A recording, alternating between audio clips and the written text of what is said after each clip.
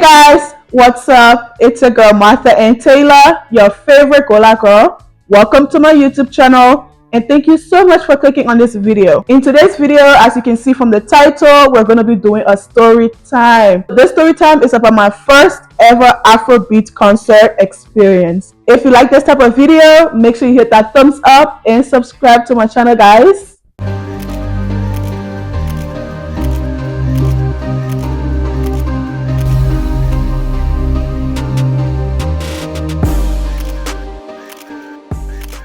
So y'all remember this interview from Davido?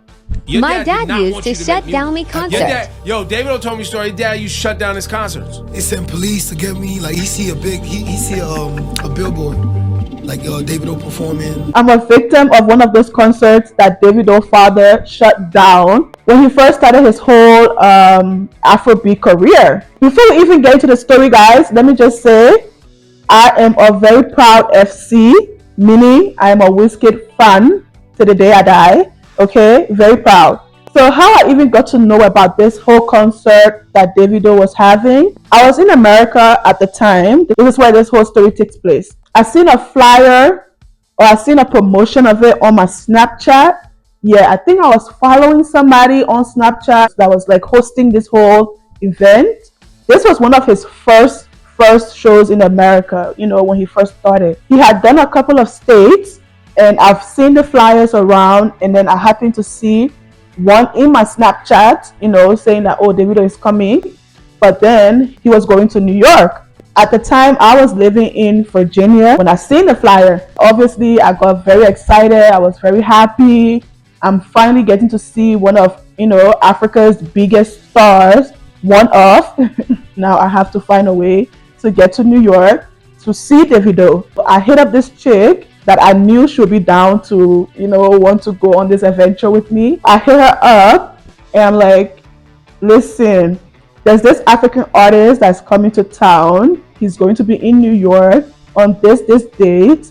Can you make it? And she's like, girl, of course I can make it. So she was like, let me tell my mom or you tell your auntie, you know, just to make sure that everybody's okay with it. I was like, no problem. So I spoke to my uncle spoke to her mom, you know, they did all of the conversation and everything was okay. Fast forward to a couple of days of the actual event now. Davido is going to be performing on this date. So I get up and I go to meet her in Maryland. We took the public transport from Maryland all the way to New York. We got to New York and she had a friend in New York that we had spoken to. The person agreed for us to crash at their place, you know, while we go for the concert, because the concert is happening at night. You don't want to be driving back from New York back to Virginia or Maryland at that type of hour. So we needed somewhere to crash. She made that connection, you know, possible. So when we got to New York, we headed straight to her friend's place. Because we got there, it was like evening hours. We got to her friend's place and so far, everything has been cool. While we're at this friend's place, her friend then has another friend over who has like a taxi. Yeah, they call them cabs. I remember we talked to him. We're like, listen, can you please take us to the concert and bring us back? Like, you know, is that possible? This person was like, okay, cool. I can take you guys and bring you guys back. Isn't that God? Like everything so far has been so smooth. Like we even have a ride to take us to the concert and bring us back. Like, wow. We got dressed, we went to the concert. This person dropped us off and then he told us, once you guys are ready to come back, call me. I'll come and pick you guys up. Once you guys are ready, call me. I'll come and pick you guys up. We get there and, you know, it's like, let's say by now it's like maybe 8 to 10 o'clock, I don't know, between there. We're standing there waiting for Davido to come on. You know, he's not coming out, but then they have all of these upcoming artists, you know, they will come out, they will perform before the main person come out. So yeah, all of that was happening. This is my first Afrobeat experience. I don't even know what to expect. So I'm not really angry, I'm not frustrated, I'm just tired of standing, you know. This chick that came with me, to be honest, I don't even think she knew that she was coming to see Davido. I think she thought the whole time she was coming to see Wizkid. The reason why I say that, because the whole time she kept singing all of Wizkid's songs. I kept having to correct her that no, this is a Davido concert. All of these, upcoming artists, they come out, they perform, they do their thing, and then later on, Sina Rambo and B Red, they come out, they do their thing. At the time, I didn't even know they were like Davido cousins. I thought they were just, among the upcoming artists. It's later on that I found out that now they were actually related to Davido. And we're still standing there. All of these artists have come out, they perform. By this time, it's like past 12. Like, I'm not even kidding. This time it's past 12 and Davido is still not on. They've done all of the music, tried to hype the crowd. All of that has happened. People are tired. So finally, Davido comes out, maybe like around 1:30, like that, almost 2 o'clock in the morning, he comes out. And I kid you not, Davido performed for like 10 to 15 minutes. While he's performing, within that 10 to 15 minutes, everything shuts down except from the lights, the lights on the stage. But the drums, the music, all of the instruments, even Davido microphone, everybody's confused, including Davido. Like, he's on stage with his microphone, like looking around, like what's happening, like is this a prank? Because like he said in the interview, it was his dad that was now shutting the show down, right? But because this was like his first show in New York, maybe he didn't think his dad was going to be on him like that. But then Davido leaves the stage. All of his, cousins, all of them that were like on stage with him, hyping him, and left the crowd, guessing like what's happening. But we're standing there. No music is coming back on. Davido is not coming back on. And then I think, people realize that this stuff is done. Like the show is over. Go home. So obviously people were pissed because we've been waiting all this time for this guy, and he comes on and he's not even on stage for like 20 minutes and the show is over. People were pissed. People were on Twitter cussing him out. I think he sent out a statement or something like that about that whole situation back then. He did, respond to the situation. Hearing that interview from him saying that it was his dad shutting down his show, yeah, that's crazy. The show is over. Now we have to get back home. This is where the adventure starts. We're calling the guy that told us, oh, when you're ready, call me, I'll come and pick you guys up. We're calling this guy, he's not picking the call. And then this chick is like, okay, let me call my friend, the one that we're crashing at his place. Let me call him and see, if he can do something about this. She calls him. He's also not picking his calls. And we don't know where we are at. Our cab drove us here. We put the address in the GPS. We don't know this area. We don't know the area that her friend is staying at in New York. But the actual neighborhood, we don't know. So we're calling. No one's speaking. As we're walking out though, making the call, there was this guy that was standing there, just giving out flyers to people about this other event that apparently he was having or about to have. I don't know. But he was, giving out flyers. We spoke to this guy. We're like, oh, we're trying to get a ride home. Do you know if you can help us? Do you know anyone that can help us? And this guy is here trying to share his flyers.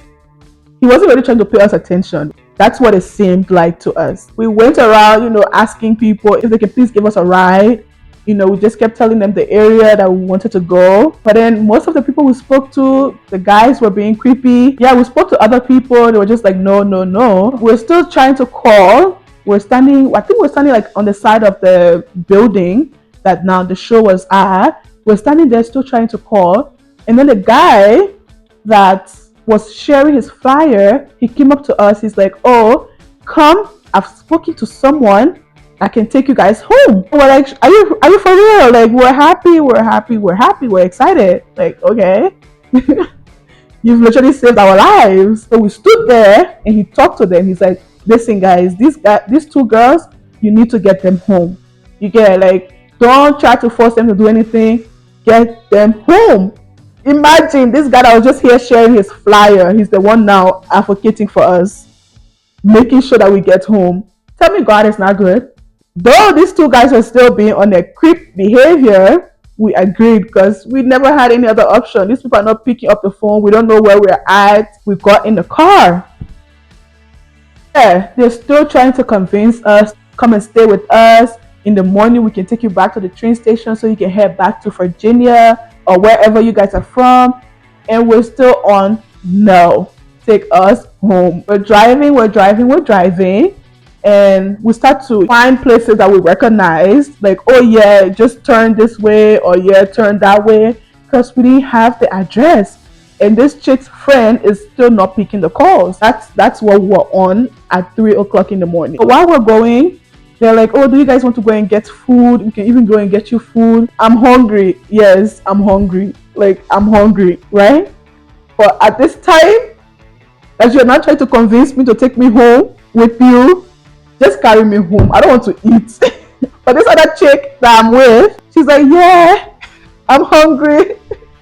We can just get pizza or we can get something else. The eyes that I give that girl, I'm like, babes, we will eat later. Let's get home first. Let's make sure we reach home in one piece, not pieces. We'll eat. Sour. So she's like, okay. We didn't know these guys. Finally, we're driving. We're almost there. This chick's friend picks the phone call. Finally. Obviously, she's pissed. She goes off on him. She's like, we've been calling you. You know, obviously, he apologized to her. And then he gave us the right address. So we gave the address to the two guys. Once we got to like the neighborhood and we knew that we're in the neighborhood, we didn't even let for them to even take us like to the house because we're so scared. What if they follow us inside? Because these guys were so strong trying to convince us. We didn't want to take any chances. We told them, you can drop us here. It's okay, you can drop us here. As we were telling them, oh, you can drop us here, and they are trying to, you know, slow down. Tell me why this guy is still telling us, do you want us to wait for you to go and bring your things so we can go together? I'm like, bro, we just told you no. We don't want you. We wouldn't need a ride home. While the words were even coming out of his mouth to now say, oh, can we wait for you? Bro, there's food that were all outside of that car. Bro, we bolted. We opened the car door because, like I said, we're already in the neighborhood, so we're familiar with the place now. So we bolted out of the car and ran. Like, we ran. We kept running until we got to the house. Got to the house. This chick's friend was outside waiting for us. So yeah, that's how we got home from the Davido concert. Thank God I got out of that situation alive. Because like I said, those guys would have turned on us while we're in that car, you know, and try to force us to do things. And thank God it never escalated that far. And I'm grateful to be here today to tell the story. As that was my first Afrobeat concert experience. Hope you guys enjoyed the video. If you did, don't forget to give it a thumbs up and subscribe to my channel, guys.